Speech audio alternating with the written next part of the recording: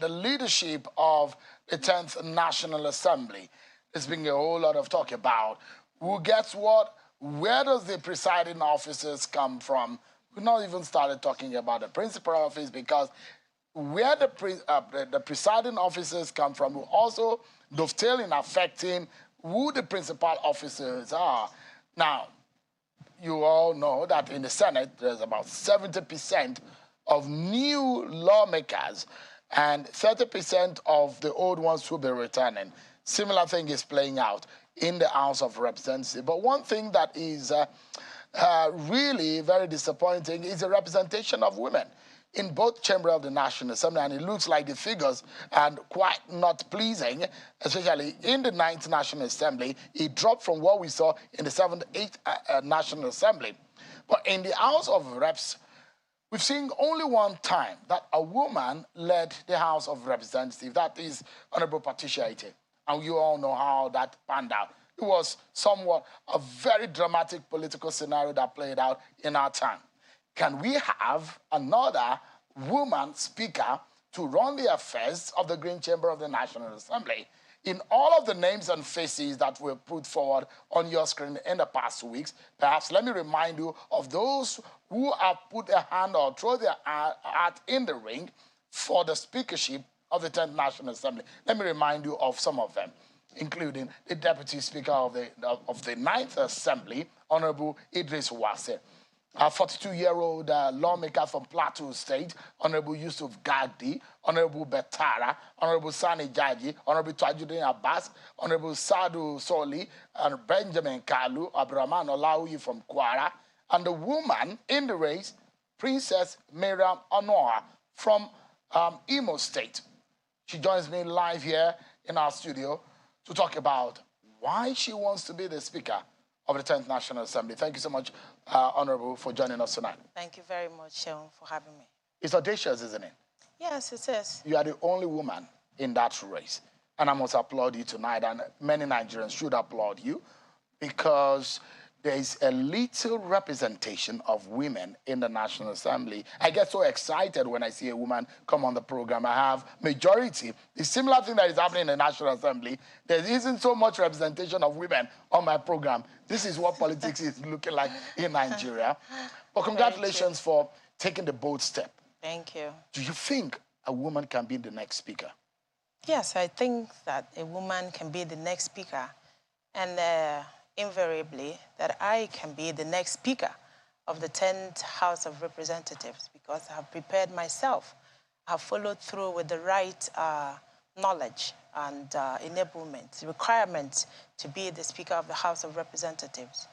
I have been an active member of relevant committees of the House of Representatives to tutor myself with the right ideals and tenets to run the House of Representatives. So yes, I do qualify. I have the requisite educational qualifications to make the House of Representatives in the first place. And don't take it for a ride that I'm a woman. I survived the labor tsunami. In the East? In the Southeast? I fought men, and I defeated them, and I'll do it again here. So it's not, I'm not coming from the point of weakness.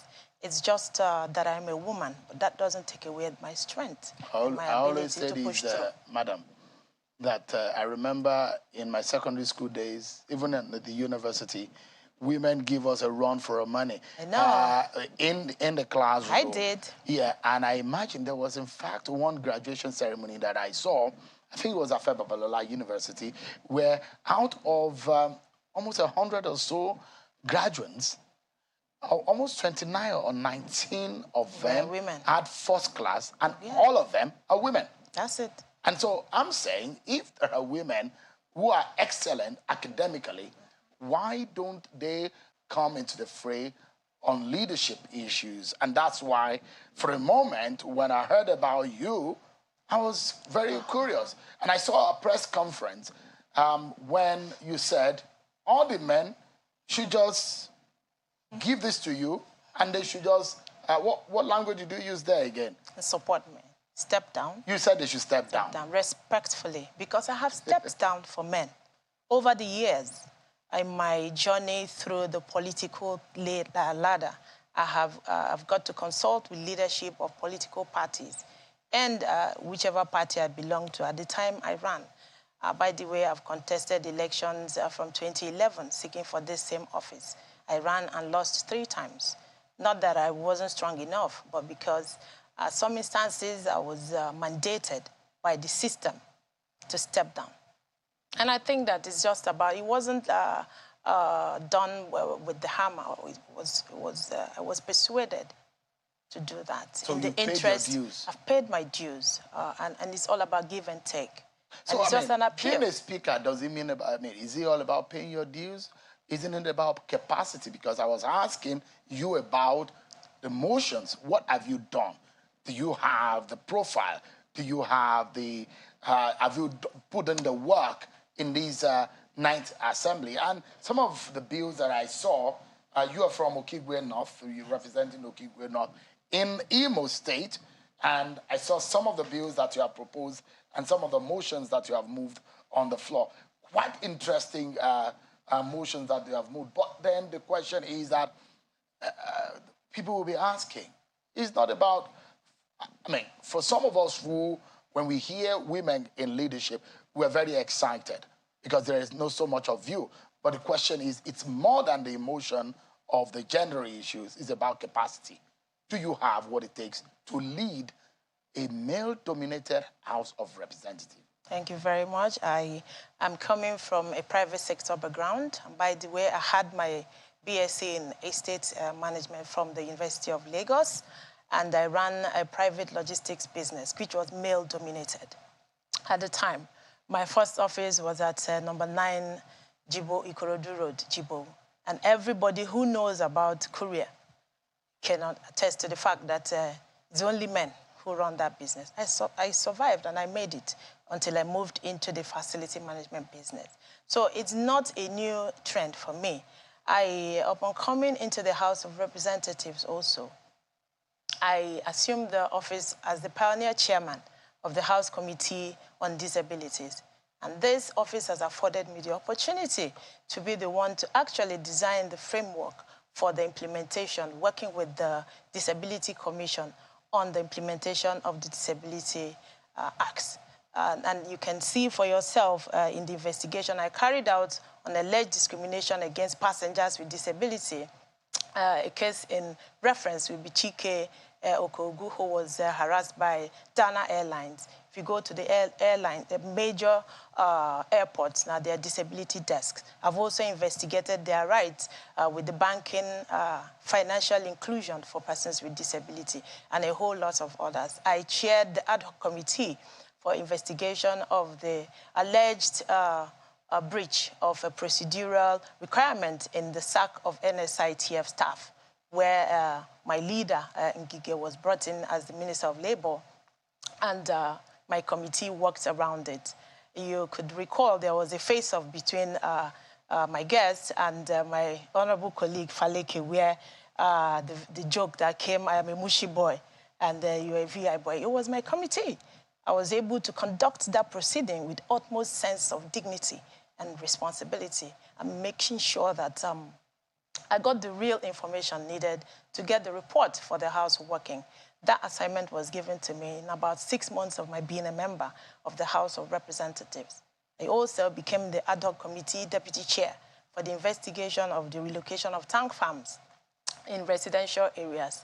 That is a high-capacity assignment, which I did. You moved these bills, madam. 7 of them that I've seen here. Federal Medical Center, Okigwe, a bill for the Act to amend the Legislative House Powers Privileges Act. A host of that. How many of these have been passed? I have 3 bills that have been passed to my credit. They've been they've just been concurred by the Senate. Okay. So I'm waiting president's assent. In the Federal Character Commission Act bill that you proposed, what were exactly for amendment? What part of that bill, that act, did you propose to amend? Well, I felt that that act only talked about inclusivity by way of geopolitical zone. There has to be balance in the share of opportunities and openings in federal employments and appointments. I thought that was not enough because there was no inclusion for persons with disability. And by the provisions of the Disability Act, it is mandatory that 5% employment quota be reserved for persons with disability. So I thought that it would be a good idea to infuse that also in the Federal Character Act to make it all-inclusive and not be a loophole. It's still in process. What stage is it now? It's at the second reading stage. Yes. So you also are and thinking... also proposed the Disability Act Amendment Bill to make it include the Disability Trust Fund so that we can have enough money to manage the rights and welfare of persons with disability. Over 35 million Nigerians live with one form of disability or another. I've sponsored a bill also for inclusion of sign language interpreters in live plenaries so that Nigerians with visual impairment could be a part. I mean, it's a global practice, it's of global standard, and I don't think Nigerians should be left aside. Interesting. So, one of the bills that is predominant on the list of your work as a legislator is Federal Medical Center Establishment Bill in Okigwe. Oh, yeah. That is your constituency. That is. Has that also gone through? It is one of the bills that are awaiting President's assent. So you want to give back to the people of your constituency? Yes, because the bill actually comes... Okigwe is an old provincial headquarters of the Eastern region. I'm sure you've heard about it, FGC, Okigwe. A lot of your friends might have graduated from that place. And it still has remained backward because we lack basic federal amenities, infrastructure, and federal presence. Owing to my being elected in the House of Reps, my people say that I have raised the bar of leadership and reformed capacity in governance by trying to draw attention of the relevant government agencies to the need to fill in these development gaps, and that is one of it. There was an incident, if you recall, after I was elected, shortly after I was elected, a security detail attached to one of the guests shot his principal, and that led to my motion on the need to ban indiscriminate shooting of security personnel in social gatherings. Because apparently he didn't know that... it was a motion. It was a motion, yes, but... The resolutions have been in place. They were sent to the right security agencies. You know our job. And that's why the legislature is also handicapped, because our work is to make the laws and then pass resolutions. And coming as the... oversight functions. Perform oversight function. Coming as the next... Speaker of the House of Representatives, will mean that I will increase legislative, executive dialogue and relationships to ensure that the resolutions of the House don't just become a sheet of paper or tissue paper in the drawers of the executive, because they will see the need to establish this. So where that incident occurred, just around my vicinity, we lost that young man. And it was very painful, and I came to the House in tears. It was the next 2 days I was sworn in. And I said part of what I'll use to sort that, because the problem, the need in leadership is identifying a problem, taking advantage of the fact that you can deploy legislative tool to cure it. I thought that this would be a veritable idea. So let's talk about, I mean, I'm interested in the work itself, and that's why I'm taking you on one after the other on some of what you have done. Okay. But the question is, do you have a vision for the office of the Speaker? Should you be elected Speaker? Yes, like I always say, my vision to be the speakership of the 10th House of Representatives is to present myself that I've come with fresh ideas and innovative solutions to tackle Nigeria's overlapping and ever-growing challenges, such as a dwindling economy, threats to our national security, deepening or widening gap in our nation's cohesion, so that I'll design a legislative agenda that is workable, that is implementable, that is proactive and prompt to deal decisively with these challenges and as they emerge, and so that we can create an environment and a Nigeria where we help to formulate laws. I see one of the things that you want to do is to digitize the rules and the processes of lawmaking. Some business committee. So it comes to also voting. Because Nigerians have always asked that they want to know how lawmakers vote in very crucial bills. Is it part of what you hope to do? Yes. That means amendment of the standing rules of the House. Exactly. Not just that, with regards to listing of bills and motions in the House, my goal and the outcome is to have a perfect and effective record management system. Digitizing is to ensure that we have less friction amongst members, because we all represent 360 federal constituency. Everyone is striving to ensure that your constituency has a voice. And in doing that, sometimes we have bills and motions that cut across. And if we have an effective listing and business management system, it becomes a lot easier. So it wasn't about transparency because of the Nigerian people, not because Nigerian people should be able to see what you guys are doing, because, I mean, you've heard about open NASS. That is the first thing. How would the people in your constituency and Nigerians at large be able to know in real time what lawmakers are doing on the floor? Shehu, you are stealing the snippets from my press conference, and you know that I have said it yesterday. Your reporter was there, and I threw it live. Absolutely. That I am running an open governance system where I'm opening the Nigerian National Assembly. I'm giving it back to the Nigerian people. It belongs to them. And we have something you can call like an open day, where Nigerians of all shades and profession will come and send in their opinion. Because lawmaking is about taking the interest and opinion of your people, of citizens and the nation, to put it into bills that will solve the needs of the people. So that is what I'm doing. Feedback mechanisms will be set up so that Nigerians own the bills. I hope your colleagues become a will part like this. of I hope your colleagues will like bill-making processes. Politicians don't like to be transparent, unfortunately. I mean, I don't pass judgment, but that is an observation. Is that what you think? I'm saying. No, that's what we know. That's what we see. That a lot of the times there's a lot of opaqueness in the activities or in the politics and in governance system. And I'm hoping that there won't be any form of agitation, of stumbling block in this vision that you want. I am someone who understudies a system when I come in. And that's the first thing I did. I sample opinion. So is it very popular? I practically have enrolled myself, by myself, in committees so that I'll be able to find out how those committees work and be friends with more members and seek their opinion, sound them out. Members want a house that is transparent, and I'll give it to them. Nigerians desire to have a National Assembly that will be transparent. So I'm just if asking, open the National Assembly, if you are ready, you reduce the assumptions and the wrong assumptions of the general public. The possible face-off that you might have on this, if this is popular amongst your colleagues. But let's move to the issue of politics. With conflict resolution. I do peace building. It's my job. All right. We'll see how that plays out. Let's talk a bit more about politics quickly.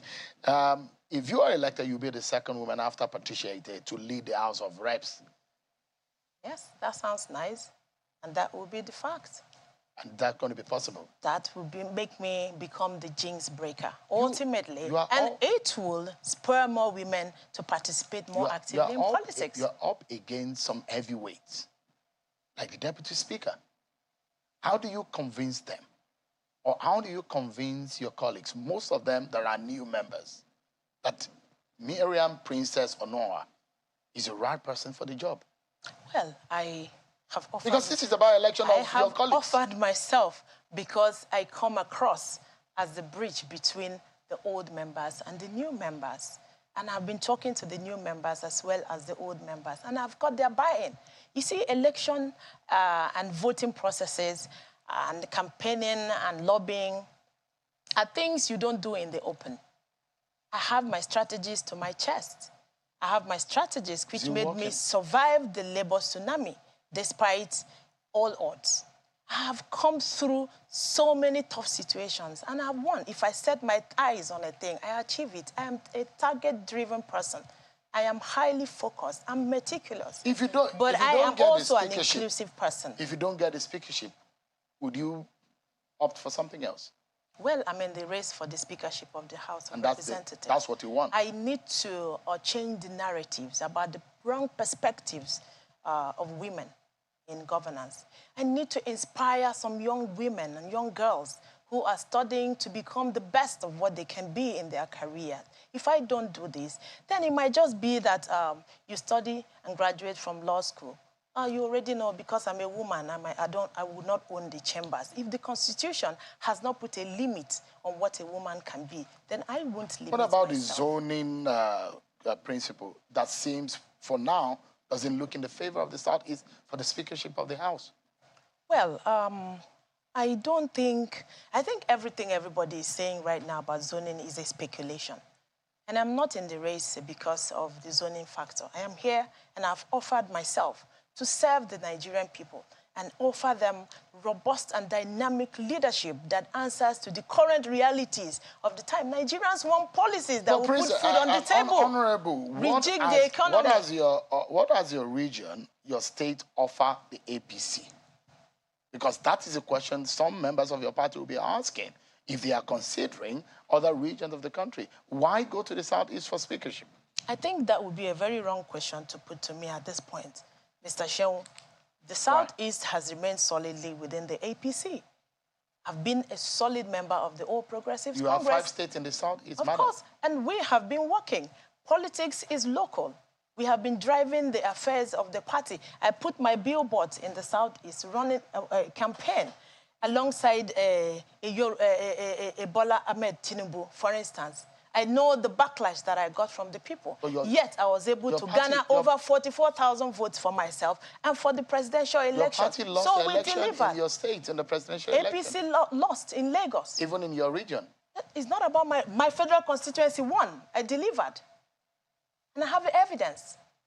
My people love me, and they voted because they didn't want to take a chance of voting another party. We love this woman. She has raised the bar. She has touched the lives of the people. She has redefined legislative engagements. I have brought participatory governance to my people, politics of inclusivity. And they said, we cannot stand that, take the risk. And they voted me all through. So you want to say that I will not compete and contest alongside other candidates who might not even have delivered? How do you put that? And Southeast is not the only zone who didn't come up as expected.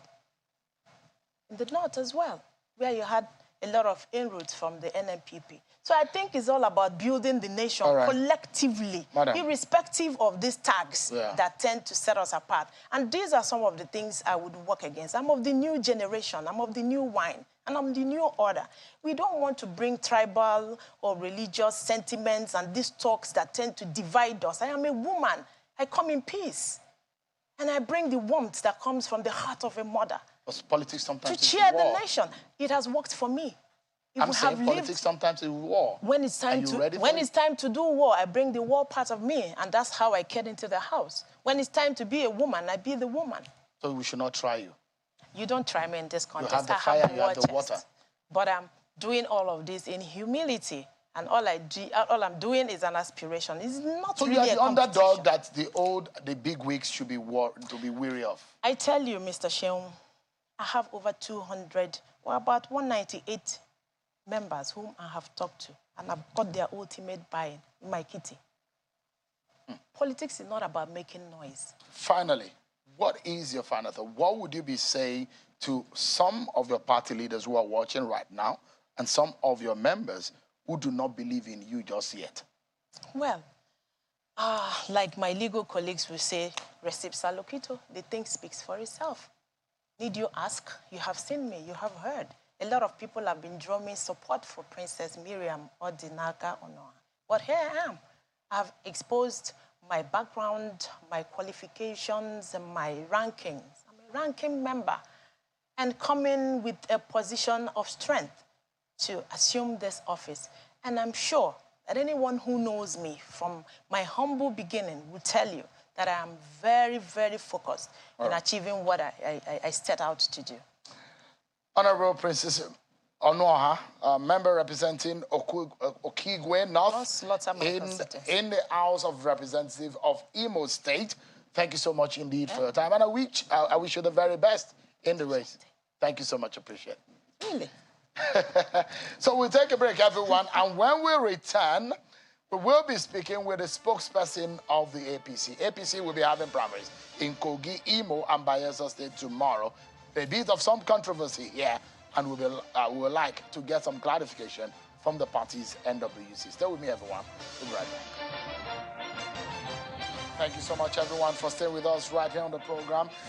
So let's switch gears now and talk about the Kogi, Imo, and Bayelsa governorship primary that will hold tomorrow of the APC. Yesterday, we saw the PDP conducts its primary in Imo and Bayelsa State, where Senator Samuel Anyanwu, the National Secretary of the PDP, emerged as the flag bearer of the party in Imo State, and Governor Dioye Diri's gotten a chance of first refusal, getting the ticket of his party to run for a second term in office for Bayelsa State. But APC will conduct their own primaries tomorrow in Imo, Kogi, and Bayelsa State.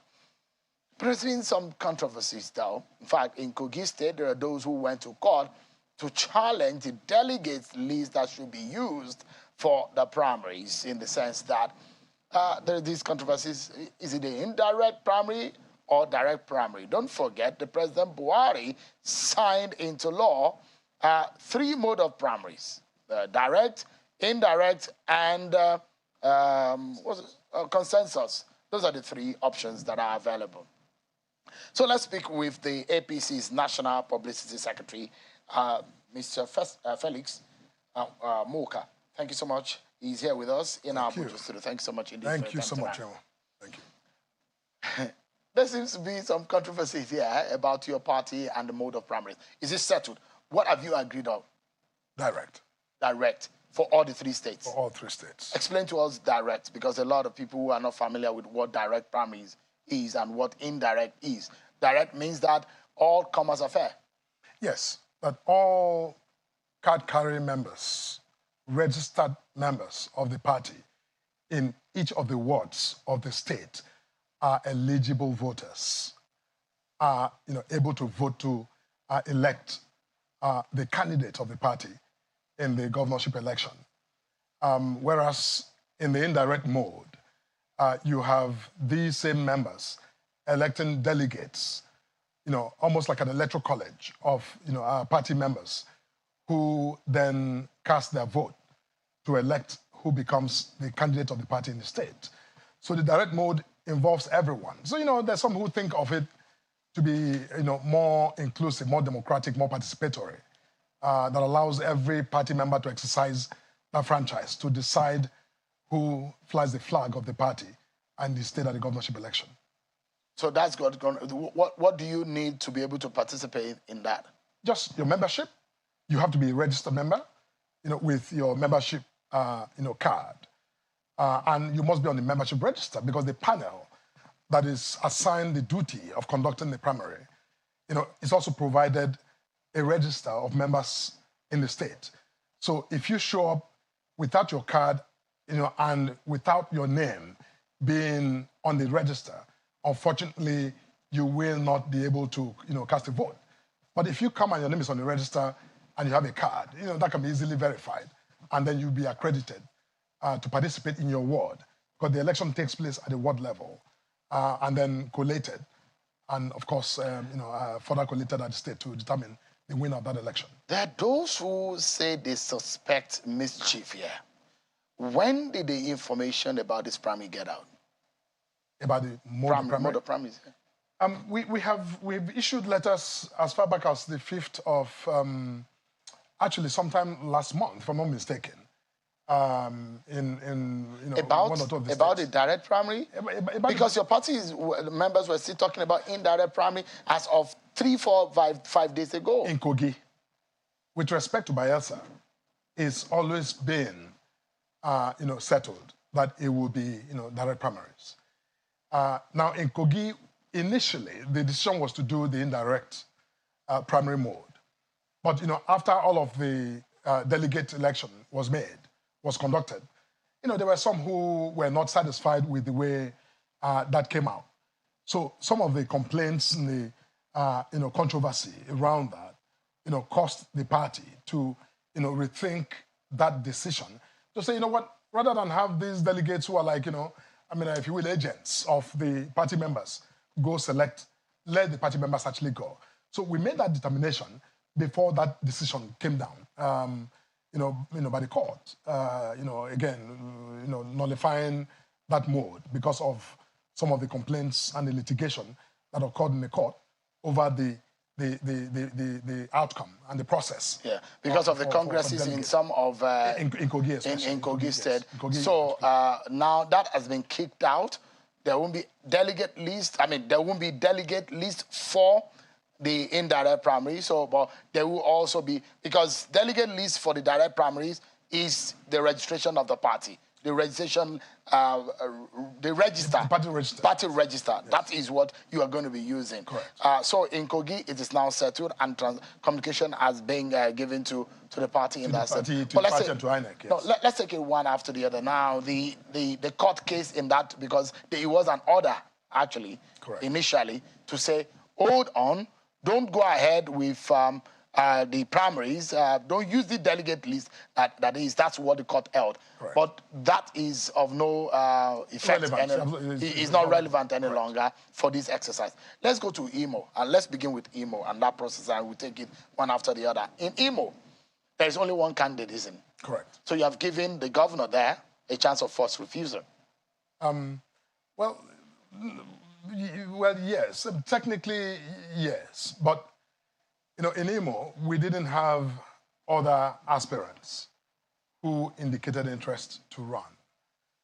If they were, they will be on the ballot for the primary. So the incumbent governor, Governor Hope Uzodimma, is the sole aspirant for that position in Imo for our party. So, but nevertheless, the constitution of the party and the Electoral Act must also be satisfied in terms of the process. The people must be afforded the opportunity to formally, elect him as the candidate. So even though he's the sole aspirant, we're still proceeding with the full process to formalize his, election by the, party members, through a direct primary in Imo. So, it's not as though, did the party make an announcement as it's expected for the primaries in Imo? Everyone in Imo, all party, structures and, leaders and, stakeholders in Imo are fully aware. This has been on for a while. They are aware that this primary is taking place tomorrow and that, we're using the direct primary mode. That was communicated not just to the party in Imo, but also to INEC. So I think that I'm not sure there's anyone who is in any kind of doubt as to the nature or the process we have adopted for the primaries in Imo. Let's go to Bayelsa State. How many candidates are there? In Bayelsa, I think they're probably about 6 or slightly, about 6. Maybe more or less. But is David Lyon on the ballot? David Lyon is on the ballot, yes, he's an aspirant. Are you listening or hearing what people are saying about your party in Bayelsa State in respect of if you gave an Opus Odema a chance of first refusal, why didn't you give that kind of reference to David Lyon? Well, David Lyon in the last election won that election, as we all know. He won the election, he did very well. So he's being regarded by some of your party members as a governor-elect. Governor-elect. Because as far as they know, they felt they did their work, they won the election, but on technical grounds, that mandate was not meant to be. Correct. So they believe, as far as they are concerned, they have a governor in their party. So that is a premise. Correct. There's some who hold that view, and justifiably so. He contested the election, he won, and the majority vote that he scored was never challenged or disputed. So the fact that he's not governor, he was not inaugurated as governor, was not because there was any question mark on his victory. He won that election free and clear. But unfortunately, like you said, some technical issues with the fellow who ran as the deputy governor, warranted the court's order that, deprived him of the fruit of that success. So the many in Bayelsa who have a lot of, feeling, because they voted, they're Nigerians. an electorate who went out there to cast their vote on his behalf. So, to them, their vote, whether irrespective of what happens at the court or what happened at the court, they spoke loud and clear, and they stand by that. Now that, a time has come again for that election, we're hoping that as citizens, they're free to go to the primaries, for those of them who are members of the party, to, support him, if that's their preference still, or support any one of the other aspirants in the race. And what we are trying to do as a party is that it was just yesterday we dispatched the panel to go to Bayelsa to conduct that activity. And we handed them very clear-cut mandate to go there and, uphold the highest standards of transparency and, fairness. And we here in Abuja, we are watching that process very closely. And we will absolutely not accept anything that is less than stellar, that's less than just, completely transparent and upright. So would you say justice has been served in Bayelsa State in the case of David Lion? Is it fair what your party has done to him? It was not fair what happened.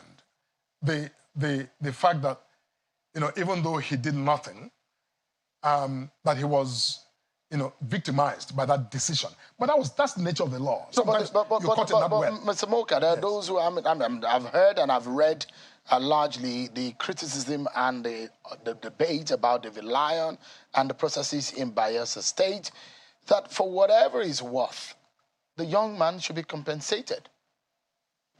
Within your political party, this is not a general politics now. This is an internal party politics that some of us are poking into. And say, look, is it fair the way your party had treated him? I am not... if it's not fair, just say it's not fair. Look at the other side. Okay. Now, if this was up to individuals, I'm quite sure that the sentiments are with, David Lion. But, when you have laws that govern a process, when you have, the Electoral Act, you have the party's constitution, you have the, federal constitution of Nigeria at play, when people insist they want a competitive, fair, transparent process and invoke provisions of the Constitution and the Electoral Act, you can't just, shove it aside. No, I know that people have their constitutional right and they could invoke it anytime they want, especially their franchise. Every citizen of Nigeria, as long as you have age, you can be able to invoke that. But the question is a manner of convention. And look at the fact remains that where there seems to be injustice, there's definitely going to be conflict. And so that is the issue that it is the members of your party who are raising this anyways. No, absolutely. I was saying, I know. It's perhaps unfair to the young man if the party had not addressed the matter, called him to the table and said, we're giving you a chance of first refusal. And every stakeholder in Bayelsa State, we're giving this man a chance of first refusal. But if anybody opposed to that, they should say. But that's what didn't happen. That is where they brought your party, that there was lack of capacity and leadership in that regard. Well, that may be a fair comment from the perspective of those who make those comments. But, when you're on the inside and you are considering the fullness of the representations on the table as the NWC, and people saying, listen, yes, an election was hard. We all worked hard for that election. And, David Lion won the election. Like I said, if you take a barometer and you measure the levels of sympathy for David Lion, yes, even amongst, the leadership of the party, there are many who have enormous sympathy for his situation. But, at the end of the day, you cannot use sympathy to, upstage legality and due process. Once the law is involved, every other consideration pales into insignificance. And so when you are making decisions formally, and there's the law that says, if Peter is applying, you give them a chance to compete. And, when you have that, sometimes, no matter the strength of your sentiment, you yield to the law. Because if you don't, the judges will not be governed by sentiments if the matter goes to court ultimately, in a legal challenge. No, but the issue that we're raising, I don't just want us to drag it for too long, is the political intervention of your party. And we know sometimes when, the issue of litigation or whatever will not even come into play if you play politics right. Correct. And you have some big wigs. Correct. And the fray. That's right. The Minister of State for Petroleum resigned because of this. Correct. He has governed the state, one-time governor, correct. Timmy Peresiva. He's going to be on the ballot. That's going to be an intense race. No, it would be an intense race. You know, when we started, I said something. I said, look, that we dispatched this panel yesterday, handed them, very clear, guidelines and mandate to say that we expect the panel to conduct the primaries in Bayelsa with the, highest possible standards, highest attainable standards of fairness, of, transparency and objectivity. And we're going to be watching very closely. We will not permit, because of some of the, points you made, Shane, with the questions you asked, we are especially, I think, interested in that process and the outcome of that process. So, we're watching very closely, and hopefully the right thing will be done. And whoever the people of Bayelsa decide will be their flag bearer will emerge out of this, primary. It's going to be interesting, and perhaps we've seen a replay of what happened in the past in this race. If a David Lyon wins the ticket, it might be up against Adoye Diri that he ran against the last time. If Timmy Peresiva gets the ticket, he'll be running against an incumbent, and he's done that before. He ran against Governor Dixon when Governor Dixon was in office. So it will be a replay of a possible, of a similar scenario that's played out. And I'm looking at some other persons that have been in that race. There is a woman in the race, and INEC Lokobiri, also a former Minister of Agriculture, is also in the race. So there are no pushovers. There are no pushovers in this race. INEC and Timmy Peresiva had gone head-to-head before to get the ticket of the party. But here we go. It's going to be an interesting race. But again, the question is, your party did not perform in Bayelsa and even in the South, and in the presidential election. And for those who infer that is a rejection of your party in that region, do you have any fear whatsoever? No, we have no fear at all. In the last election, I think that, we won that election clearly. I'm talking about recent election. No, the election you're talking about was 4 years ago. There's a difference between presidential election and the local elections. Mm-hmm. This is a state, contest. And usually, sometimes sentiments for national elections are quite, different in some states. But there were local elections there too. The constituency elections were there. House of Assembly elections. How many seats did your party get? No. Those who say, by the numbers, it's fact, your party was rejected. Simple and fair. The governorship election in any state is a unique election. And in the last contest with the current governor, he didn't win the election. He simply became governor by happenstance, by the circumstance of the force of law, by the force of law of the decision of the Supreme Court. So he didn't win that election. And he contested against one of the aspirants in this election. So if this party, defeated him at that time, he has done nothing on record that even suggests that he has the possibility of prevailing against, the party this time. So, I think that we shouldn't just measure, because, federal elections, national elections, and some of the, key actors sometimes are determinants of even the mood, the sentiments of the local electorate. But the mood is, you know how things have gone.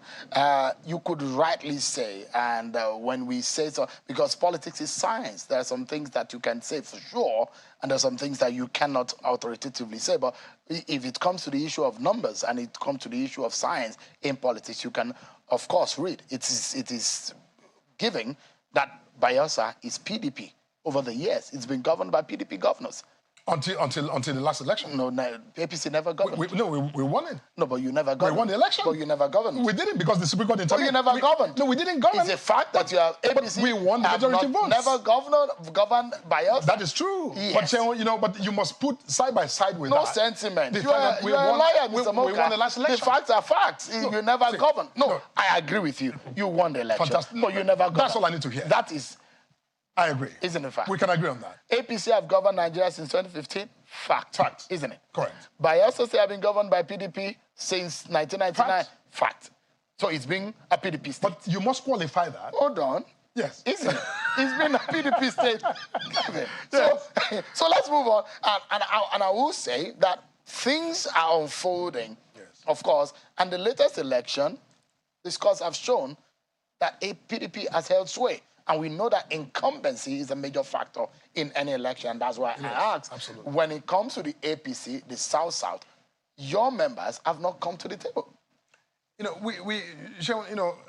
all I'm trying to say, I'm not disputing the facts as you lay it out. Who quarrels with facts? Facts are facts. But I'm saying that the people of Bayelsa were well aware that the PDP has held sway, that they've been hegemonic, basically, in Bayelsa. But the people went out there in the last governorship election, about 4 years ago, and actually elected David Lyon as their governor. Now, but for what transpired in the law court, David Lyon would have governed Bayelsa for nearly 4 years before this current season of a fresh election. So all I'm saying is that the people of Bayelsa who voted David Lyon are still in Bayelsa, and we are hoping and confident that they are on standby to actually, take that mandate from the PDP and hand it to, the All Progressives Congress in that state. That's our hope. That's exactly what we're prepared to work for. Are you prepared? Are you prepared for the possible fallout in the Kogi scenario? There's been a huge talk about zoning, and it's really not been going well for the stakeholders who believe that it can only be fair if Kogi West people of the state have a shot at leading the state. Has your party held a stakeholders meeting in that respect? We have held, quite a lot of engagements, at all levels in Kogi. But one thing I tell people about our democracy and any democracy is that when people are determined to vie for office, and you do not have anything in the law or in the party's constitution to exclude them, legitimately, you can do that. You can try to persuade them. You can play all of those politics to try to, persuade people and convince people about what might be, in the best interest of the state. But once individuals who have expressed interests and who have met the requirements, if they object to any of those kinds of extraordinary arrangements, you are required as a party to, follow the law and allow for, the process. We had that with our presidential primaries, if you remember. We had issues with that. And then we went to the field. And then, the party members made a decision. And today, we have our national elections gone, come and gone. And, we have a president-elect. So once, people, are unwilling to submit to all of these, negotiated sort of outcomes, then our party prefers, to simply go with the law and allow everyone to play. All we now do is to ensure that there's, fairness and there's, a level playing field. And that's why, at the end of the day, because of all of the, issues around the indirect system, we now, decided to go with the, direct primaries. Because that's that was in consultation with Governor Yaya Bello. It was, yes, with the governor and with, He's not going to be on the ballot this time around. He's not on the ballot, yes. But he determines a whole lot of... He's an incumbent governor. He's a major stakeholder. Leader of the party. He's the leader of the party and he's a major stakeholder. Did he agree and he's someone who has done an enormous amount of work. Did he agree to zoning? Did he agree to zoning? Look, Governor Bello is a Democrat. When this issue of direct primaries came along as a way out, as a way to, meet the interests and the expectations of everybody, the governor in his, again, very, rather magnanimous, posture, conceded to that. He agreed, even though initially they had decided on the indirect system. But when the party came along with this, case that, look, to make sure that everybody feels like they've been given a level playing field, he considered that. Let's take a break, Mr. Moka. But when we come back, Nigerians are asking, where is your presidential candidate, Bola Tinubu? In fact, they're also asking, members of your party are saying, where is your national chairman? He seems not to be around. You'll be telling us all of that when we return from this break, everyone. Join us again. Thank you so much, everyone, for staying with us. Felix Moka is the National Publicity Secretary of the APC. He's been speaking with us on the internal running of the APC ahead of tomorrow's tripartite primaries ahead of the governorship election scheduled for the 11th of November 2023 in Imo, Bayelsa, and Kogi states. Thank you so much, Mr. Moka. Thank you. Where is your presidential candidate? Traveling. Where? Traveling in Europe. Is he all right? He's fine. He's fine. He's, after the election and all of the energy expended and the time, he just decided to take a moment of rest because, once he returns and is inaugurated on May 29th, there will be no dulling. He will be, saddled with the responsibility of running a country as massive and as complex as Nigeria. I think after nearly a year plus of just being on the road, of being on his toes, moving around the country campaigning, I think he deserved a moment to just some time out to rest and prepare for this massive assignment which Nigerians have handed him, and which he's prepared to take very seriously, to govern this country. So yes, he's out there, just getting some rest, and will return very shortly. I know he'll be back in the country, very, very shortly. There are a lot of speculations whether this is a medical rest or this is just a normal rest, and why that is happening in Europe. Well, it's a normal rest. Look, Seun, you and I know, you just finished speaking with the honorable member who is aspiring to be Speaker of the Federal House. She can tell you for free that there's no such thing as an easy time here in the country, because he is the president-elect. As you know, there are many people, hundreds, if not thousands of people who are looking to see him for one thing or the other. This is the lobby season, if you will, for the new government that's about to be formed. So, if he's here, I doubt that he'll be able to actually get the kind of rest that he deserves because of the, pressure and the, the sort of, people, the crowd of people who would want his attention for one thing or the other. And he can't refuse all of them, without, again, offending everybody. But when he's not in the country and he's just taking a few days of rest, I think that's deserved. But you are aware that it's not just Bola Tinubu as a citizen. It's now a public, attention of the public is now, he's asked for that job, and Nigerians will be looking out for him wherever he goes. Absolutely. The question is how so comfortable it is for him to just be in Europe, and he's been there for a while. Those who have said, look, and there's a lot of criticism on his decision to be in Europe anyways, to say, look, those critics have said, maybe there are some questions about his state of health, and they say, oh, we said it, that really this is the situation. And would they need some convincing to about the present or the situation of your candidates traveling? See, or the president-elect traveling? If the president-elect, were in Nigeria, if he was here in the country and was not seen in public, no appearances on the media, the same speculation will happen. I'm not sure. Are you sure about that? No, I'm certain. People, if he was here... Which one is more comfortable than the fact that he's abroad taking medical treatment and the fact that he's at home, he doesn't want to see anybody? Look, if the president-elect, was unwell and he was in the country taking medical treatment, he will still be out of sight and maybe not making public appearances. But the fact is that, you've seen pictures and videos of him taking walks I mean, his strides didn't appear to be anyone who is bedridden or who is, in bed, convalescent. No, he is well. And he is taking a rest.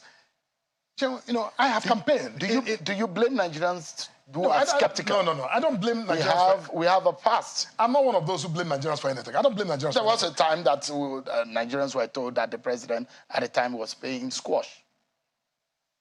See, look. So there is a background to it when Nigerians become critical of the well-being of their leaders. And perhaps another question would then be the preparation to take over office. He's where he is, he's preparing intensely. I'm aware of that. All of those who are necessary, and relevant to his preparation have access to him, whether digitally or physically. And he's working where he is, even though he's resting, but he's, making preparations for the job ahead. Mr. Moka, I know you are a reputation manager for your party, but you know what the optics are at the moment. How convenient for political leaders to rest out of their country. They found it more restful to be outside of their country that they are proposing to lead than to be in the country that they want to shape. No, that would not be a fair assessment. No, I'm asking you as a question. No, I understand that.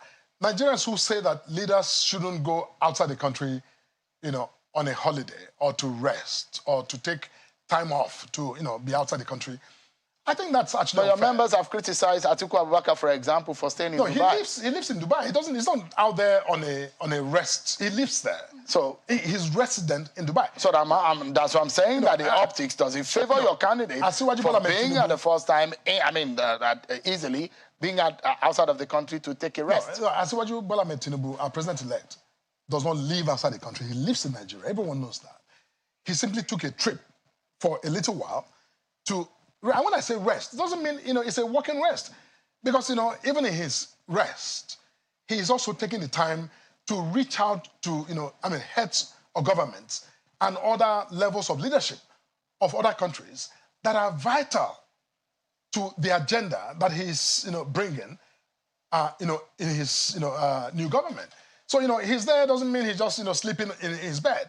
He is also, in meetings regularly with, all kinds of people who are traveling from other countries to see him preparatory to his inauguration. So, it's a working visit. And at the end of the day... So just be aware, Mr. Moka, yes, that Nigerians are critical. Nigerians in this age and time are different from the Nigerians of 10 years ago. They are more critical now. They're more interested in policy and governance issue. Yes, I think so, and I know so. No, the figures say so. There's more participation in our politics issues. So now things are a bit more different. And so they will ask questions about the leaders, those who want to govern them, those who request, those who say they want to lead this country. And they need to answer to Nigerians. And they're justified. Every Nigerian who asks tough questions about leaders and asks for justification, they are absolutely, within their rights as Nigerians to do so. Look, all I'm saying is that this, president-elect, by everything he has done throughout all of the campaigns, he didn't, I think, shirk in his, duty to, do what he needed to do as, a candidate. Now that he's, been elected, between his election and inauguration, it's about the only time that he's going to have to do anything, to go anywhere as, a citizen. You and I, we take holiday. Sometimes we decide to go to Calabar or go to Ekiti. But sometimes also, we decide to actually, get on the plane. So he's been out since the 22nd of March this year. He's entitled to that rest. Yeah, he's been out since 22nd of March for this rest you're talking about. And I said, was my birthday, by the way. You just happy birthday too. Happy birthday. So, today's the 13th. So I was going to say that, do you know what the optics will be, for example, if you hear that the president-elect is in Yankari, resting, or he's in Nkogozi, resting? Do you know what the optics will be? No, I don't rule that out. I don't put that behind him. He has 4-year term. So and nobody is holding grudge, having any grudge against anybody leaving the country to do any business. But the question is, if you say you want to lead Nigeria, yes, you must also love Nigeria. You must. No, that's what he loves. He loves Nigeria. And I don't question that. But the point is that we need to show it. He's showing it, and he will show it. All right. But that does also not mean that because he's president-elect or because he's president, he will never go after So tell your president, tell him that Nigerians are asking. He should show, he's now a president-elect. He's no longer your candidate. I know, he knows. Where's your party chairman? The party chairman is also, he's taking rest. A little time to travel. He's taking time to travel. And he's a citizen. He's entitled to. I'm not about that. Freedom of movement, Felix Smoker is the National Publicity Secretary of the APC. Thank you. Indeed. Thank you so much for joining us. I appreciate that. Thank you so much. Thank you so much. Let's get now and talk about the supplementary elections slated for Saturday. I'm being joined by Samson Itodo, Executive Director of Yaga Africa, who joins us virtually. Thank you so much, Samson. A lot of furore about what happened on the 25th of February and on March the 11th. Samson, are you optimistic about Saturday? Well, Sean, good evening, Nigerians. Cautiously optimistic about Saturday. There are a few issues that are on the table, and the fact that, yes, this election will be concluded on Saturday. We hope that, the election for the state constituencies and the governorship elections, as well as the National Assembly elections, will be concluded. So we can draw a curtain to the 2023 general elections and begin to review, identifying lessons and chart a way forward for our electoral process. One biggest concern that we have is the level of turnout for the supplementary elections, because for some voters, they're suffering from fatigue. And so will they show up to vote on Saturday is a huge source of concern. And we still project that there will be no turnout in Saturday's election. I think INEC has an opportunity to redeem itself with respect to the management of the logistics for the supplementary elections. And we hope that the Commission has maximized, the last couple of weeks to produce those materials and ensure that polling units open early.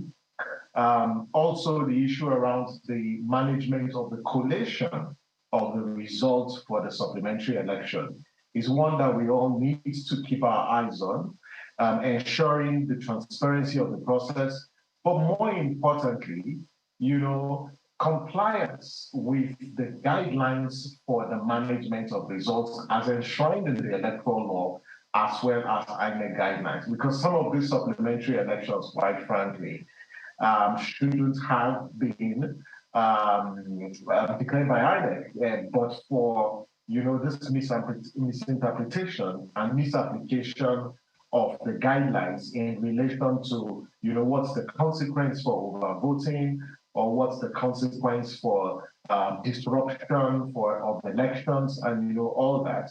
And if INEC, had also utilized its powers, to review the declarations made in some of those cases, maybe we wouldn't have this high number of supplementary elections. So keeping our fingers crossed, INEC has an opportunity, but the voters also have an opportunity, to assert themselves as kingmakers to determine who becomes the winner of the election on Saturday. So elections, the governorship elections are supposed to be concluded in 2 states.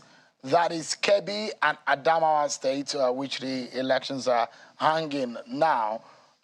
With all of the controversies that we saw, and those who say in some other states where you had similar scenario play out, and they will easily give you a situation in Ogun, in Kaduna State, where you had more votes that are available or possible potential votes compared to the cancelled vote where those elections were declared, that happened in Kebbi and Adamawa State.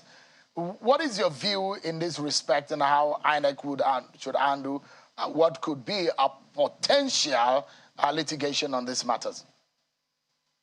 I think there's no point actually restating the fact that a lot of these elections will be resolved by the courts. So I wouldn't toe that line. But I think what INEC needs to do is to ensure three things as it moves to Saturday. That the returning officers and the coalition officers must strictly enforce and implement the guidelines, but also the Electoral Act. What we saw in the first round of the election was quite disturbing, where some coalition officers and returning officers, interpreted provisions of the Electoral Act as well as the guidelines based on their own interpretation. And the fundamental question is, in the course of the training of these coalition officers and the returning officers, and what is contained in the manual, didn't they receive adequate information about how to deal with those cases? And my understanding is, yes, they received this information. How come some of them took decisions that are at variance with the training that they received, as well as the provisions of the Electoral Act and the guidelines, because these are two guiding documents for the coalition of the results.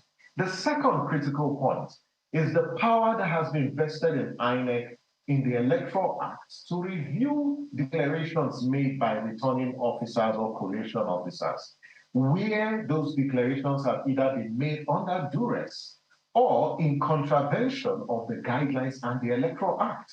So INEC needs to instrumentalize that power to advance electoral justice and not gloss over certain infractions by coalition officers and returning officers, because we know that some of them may or could be compromised, by politicians. The third thing that needs to be on the table as we move to the supplementary elections is the fact that the coalition centers have become the battlegrounds during elections. You can see what happened, in the governorship elections, where politicians recruited talks and disrupted coalition at those centers.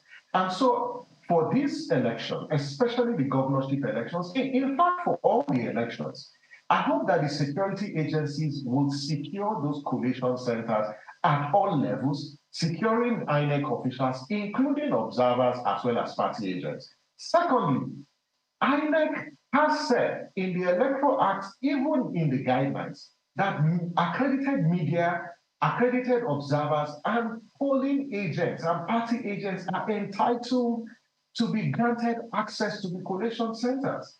What we saw in the governorship elections and in some states during the presidential elections, the coalition of centers were captured and they were taken over, by certain elements and prevented disputed election practitioners or observers to access those coalition centers. When results collation is shrouded in secrecy, it raises questions about its integrity. So for me, these are three critical issues that will be on, including, the transmission, of election results using the INEC election results viewing portal. We hope that that portal will be fully functional for the supplementary elections, because I still insist the law is clear, the guidelines are clear, INEC's manual is clear, that electronic transmission or upload of results, whatever framing you use, has been made an integral part of our process,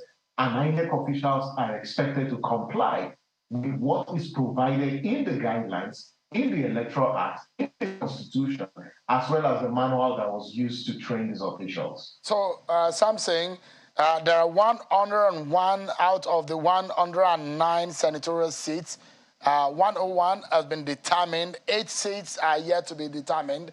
And those are in Kebbi North, Plateau Central, Sokoto East, Sokoto North, Sokoto South, Yobe South, Zamfara Central, Enugu East, Zamfara Central. Of course, we know that Senator Marafa is on the ballot there.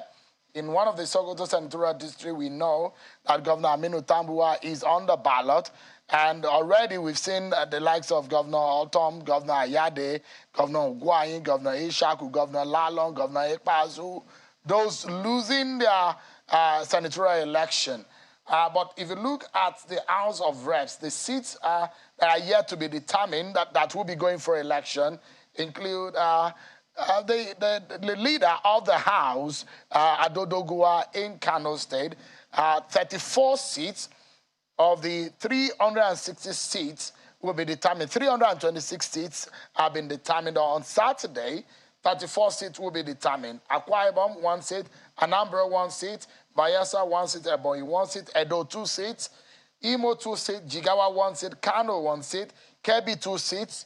Kogi, 1 seat. Oyo, 2 seats. Rivers, 2 seats. Sokoto, 11 seats. Taraba, 1 seat. Zamfara, 2 seats. These are going to be very interesting election, isn't it, Samson?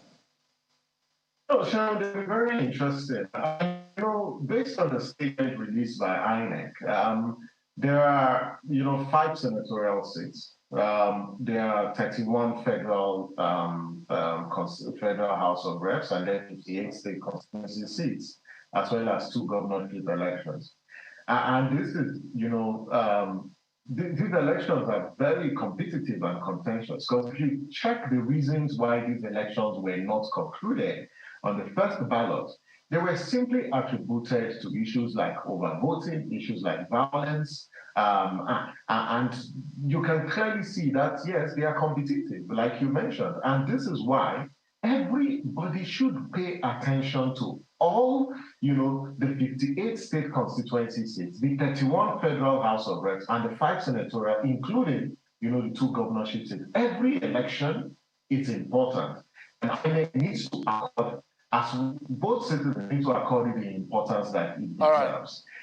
Because you shouldn't have a situation where voters will go out on Saturday or the 15th, but the politicians will still use this same act of violence and disruption to undermine the credibility of the polls. And we want to urge INEC, if this happens, INEC has the power, based on the provisions of the Act and the Electoral Act and the Constitution, to take decisions to protect, the sanctity of the ballot. At the end of the day, it is the voters' preference, the voters' choice that should be upheld, and not the choice of any individual.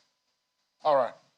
Samson Itodo, thank you so much for talking to us. Samson is the Executive Director of Yaga Africa and a lawyer. Thank you so much indeed for your time tonight. Thank you.